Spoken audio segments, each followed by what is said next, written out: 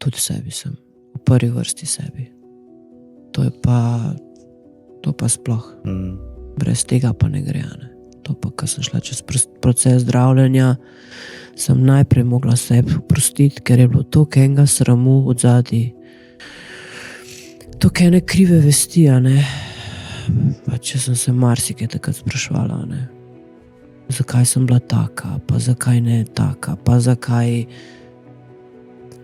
sem bila, zakaj sem sploh mogla ven hoditi, zakaj nisem, skozi neka primerjava z drugimi, a ne. Veš, in pa si skozi v nekem pomanjkanju, a ne.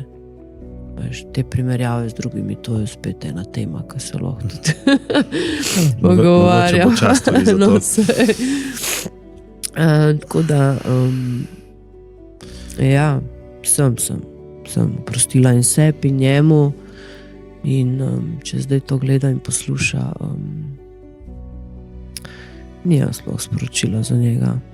Samo to, da sem oprostila in da grem naprej v življenju po tolikih letih